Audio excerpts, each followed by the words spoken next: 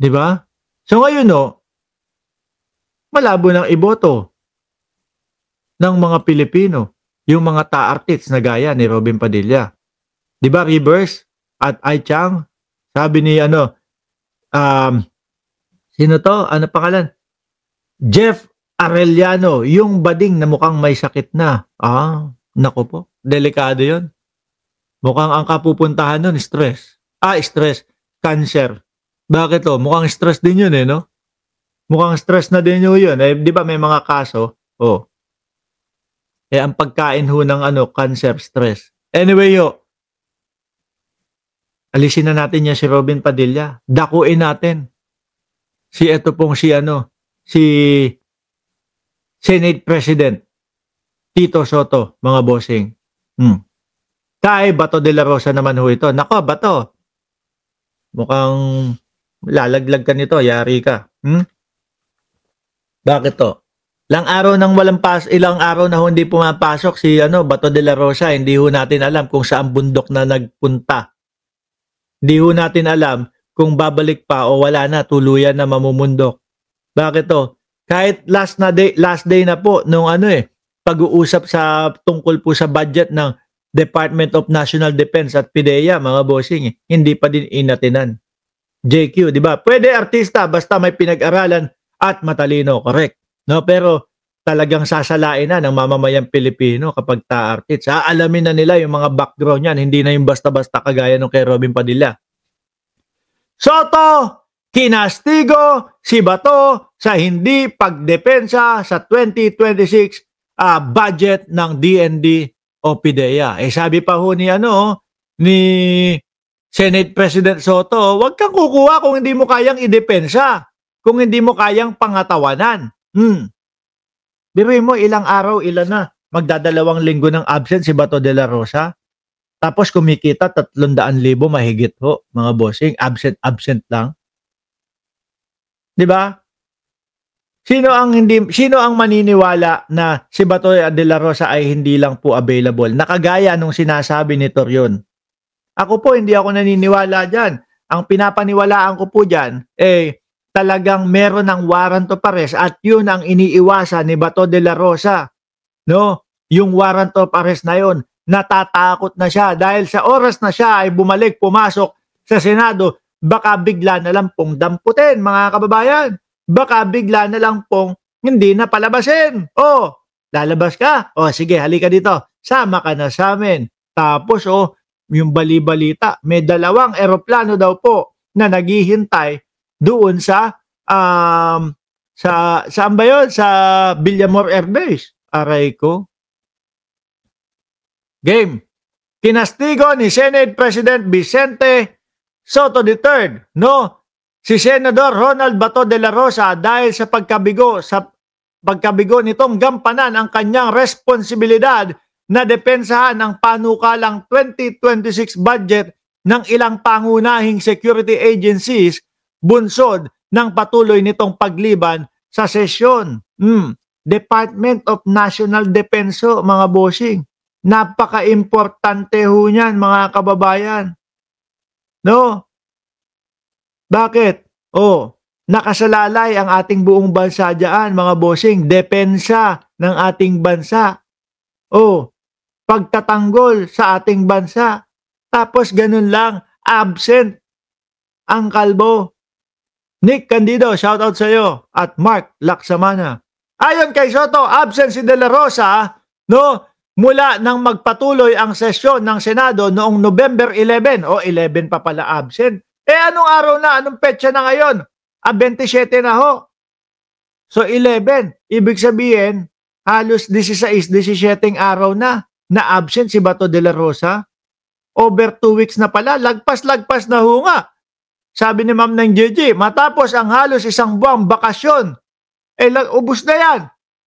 Hindi rin umano siya inabisuan hinggil sa kanyang pag-absent at wala rin silang komunikasyon sa pool nang magsimula ang session break noong Oktubre. Siguro iniisip niya kasi, si Soto no? Ilalaglag din ako niyan. Ipapahuli din ako, ipapa-aresto din ako niyan sa mga aaresto sa akin. Huwag ko nang paalaman. Pero awol na ho yan, mga kababayan.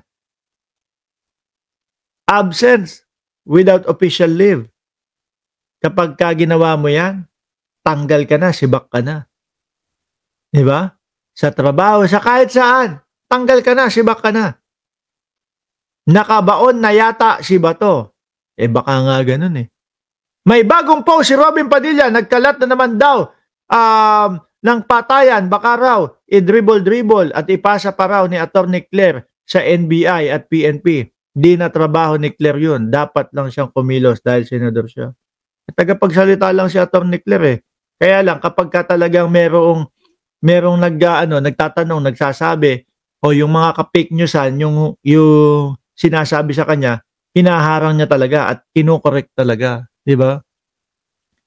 Hindi nagpaalam. He has not gotten in touch with me since the break, pahayag ni Soto. Nagsimulang lumiban sa sesyon si De La Rosa noong November 11 matapos ihayag ni Ombudsman. Ulitin ko ha. Sarap pakinggan to eh. Nagsimulang lumiban sa sesyon si De La Rosa noong November 11 matapos ihayag ni Ombudsman Jesus Crispin Remulla na nakapag-issue na ang International Criminal Court ng warrant of arrest laban sa senador kaugnay ng kanyang papel sa kontrobersyal na war on drugs ng Duterte administration. Yan talaga ang dahilan kung bakit wala si Bato de la Rosa at hindi natin makita si Bato de la Rosa at kung bakit absent lagi si Bato de la Rosa. Isasalang na plenaryo ng Senado ngayong Huwebes, Nobyembre 27 ang panukalang 2026 budget, no? Para sa Department of National Defense at PDEA, National Intelligence Coordination and Agency, NICA, and National Security Council. Tapos absent si Bato. Napaka-importante po niya mga sangay ng gobyerno na yan, mga bossing. Tapos magkano sinusweldo? 300,000. Grabe itong mga DDS na to. Bukod sa meron na tayo Robin Padilla na kung ano-ano yung gustong ipanukala, gustong mga bill, may Bato de la Rosa naman tayo na absenero. Sa Congress naman, sila Pulong Duterte, absenero din daw yun. Oh. Si Bungo naman na puro lugaw-lugaw lang. Panay lugaw-lugaw lang. Yung kay Bungo, ay Diyos ko po Lord, mga kababayan. Anyway, wag kayong malulungkot. Bakit?